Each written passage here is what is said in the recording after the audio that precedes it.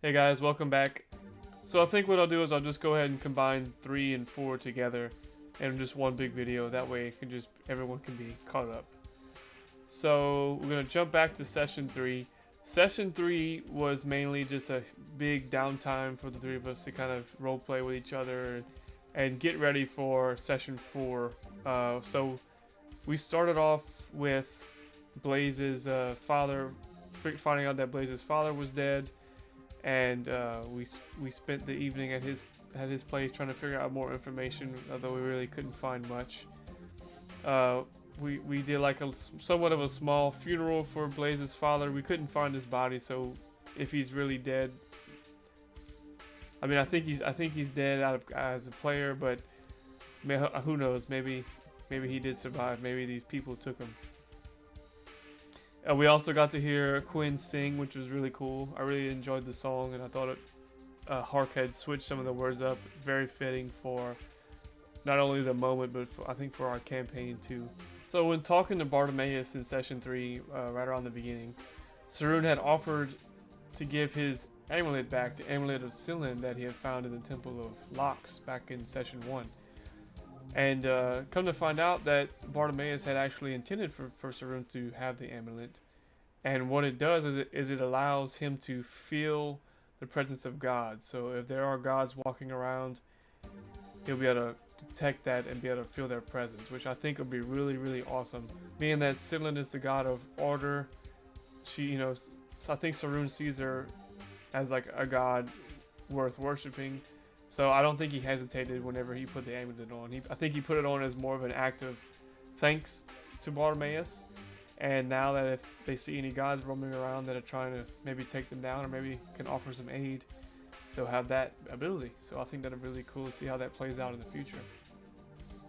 So Sarun and Quinn got to get a little bit more personal after we talked to Bartimaeus and everything. She actually pulled Sarun aside and was just upfront and honest with him, telling him that she was worried about this mission that we had, which come to find out there's this group called the Unrepentant. The Dragonborn that we had slain in the previous session before was part of this group. This Dragonborn was an apprentice, I believe, and so we were tasked by Bartimaeus to go out and find these apprentices and take them down, while the legendary folks took care of the more stronger ones. And we were given the option to go and find some of these apprentices. There was basically one to the west, south, east, and we got to pick which direction we want to. But anyway, kind of getting ahead of myself there a little bit. So yeah, Sarun and Quinn got to have some one-on-one interaction. Quinn expressing her worries of going out and, just because she's got so much in Auburn to live for with her son and trying to see him taken care of. We also got to visit Sarun's temple, the one that was destroyed, and that was really cool. Quinn kind of found the light, Karis's light, a little bit because she wanted to kind of learn more, and she ended up learning healing word through one of the prayers of Karis. And then to top it off, Sarun got to see Quinn and Gabriel interact, so that was really interesting. Sarun to put a name to the face, because hearing Gabriel's name back in session 1 and learning that this kid has some magical abilities, although he wasn't really sure as to what kind of magic it was. But I think all in all, session 3 was a lot of fun. It was nice to have downtime because a lot had happened in the session before. It was kind of nice to just take it slow and just kind of relax with the party. I almost forgot to mention this, but Blaze did try to go and find these death peppers to try and figure out who he could hire to make a catch. But I think his encounter over at the Graves Emporium was a little unexpected, not only for him, but I think for the rest of us who were hearing as players. It seems as though there are demons or something running around in Auburn, especially this shopkeeper. He seems to be living on the souls of those he tricks into getting, and he tried to get Blazes a soul. He asked him that if he'd be willing to give it in order for this being to just live longer, which is pretty cool, and did not see that coming at all.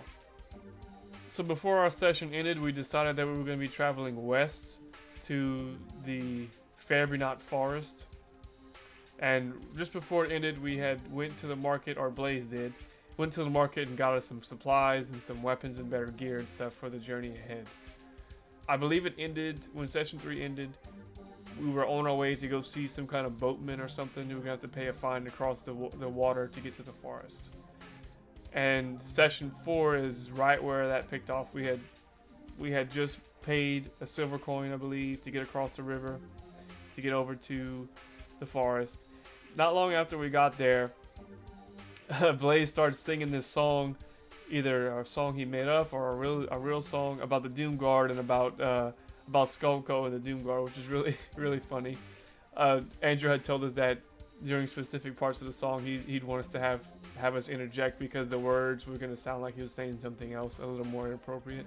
It was really really funny, good fun way to start off the session. So when we arrived to the forest, we were waiting for a man named Tabak, who was part of the Doom Guard, but he's actually undead, and his main goal is to kill those who have done someone wrong. And I definitely feel that this kind of scared Sarun a little bit, just because he has done things wrong before, but now he's trying to, you know, amend for all that kind of stuff. I think it kind of spooked him.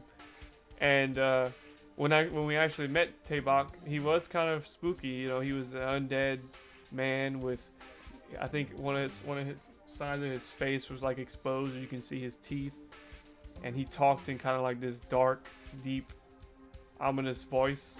And he really was a man of few words. And I believe Devin had told us that it almost looked as though talking hurted Tabak more than anything else. So really cool description of him.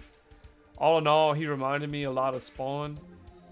And if you guys don't know this already, I'm a huge Spawn fan. I love Spawn. He's one of my favorite superheroes. I got the figurines, the comic books.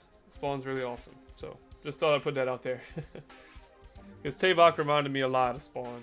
Just his attitude and how he died and he came back from the dead to continue his mission. And talking to Tabak was interesting because Sarun found out that in a way Tabak serves Karis. I believe he called it Everdark, and the symbol on his hand was the same symbol as Karis' symbol, kind of saying that there's always a light and dark to everything, which makes a lot of sense. Going back to the forest, it was a very dark and deep, dense forest. I love the lore that we got to find out about the forest, because people think of this place as bad. It's bad, and there's this stuff in there called the Malevolence, and basically what it is like these trees. If you're familiar with Mortal Kombat and you know the Living Forest stage, you can think of this almost immediately. The trees are known to like grab people and have their souls that they've taken like help it aid this tree in like eating the person, and then after the person's eaten, the carcass kind of becomes this lost soul, and these zombie like entities that just roam the forest looking for fresh souls to bring the Malevolence to join the army. And it wasn't long, actually. It didn't take long for us to find some lost souls and have them try to kill us. Very interesting fight, and Sarun did a lot of work that session. You know, some of my friends, whenever I told them I'd be playing a cleric, they're like, "Oh man, clerics are really, really powerful, really awesome classes." I've never had the chance to play as one, and definitely in 5th edition, if you want to play a cleric, I mean, these guys can be. I guess I didn't realize how, as a cleric, you can really kind of focus and be what kind of. There's so many different kind of archetypes that you can go through. There's so many different domains you can be. You can be a tank cleric. You know, you can be a healer, or you can just be an all-around support in between character. I tend to prefer the support characters, although I'm more familiar with the rogue, just because when I play something like Oblivion or Skyrim, I always go roguey. So when I first started out in D&D, a rogue was something I really enjoyed. But then I also found myself enjoying the support characters more, just because personally I feel as though they have a lot more options as to what they can do, you know, spells wise and things of that nature. I know one of the things that we had talked about after the session was over was that the combat felt long, and I mean it was, to me, it felt like a standard length of time for combat. I think what made it longer was the fact that they were undead and so many of them. It kind of slowed the pace down in terms of action economy, how each one had to act, and then not to mention they're zombies, so every time they die, they have to roll a stat, and if they roll it good enough, they come back to life anyway. So it was a good thing that Sarun had radiant damage because he was able to take a lot of them down without having to worry about them getting back up. But you know, going back to combat, I think one thing that makes it fun for me is just being descriptive of what you're trying to do. I know Andrew had talked about this, and I think he talked about it after the session was over. And the fact that, you know, maybe like warriors and fighters, they can't really do much if they pick, you know, like champion or battlemaster. If they're not an Eldritch Knight, they don't have much other than like maybe like those special moves they can do, or just hitting things with swords. But just, you know, you're a hero, and even though you don't have to be a high level to be a hero, so just whenever you're in combat, make your combat descriptive of what you do to make it more interesting and kind of paint the picture in everyone else's mind of what your character is doing. It makes it a lot of fun.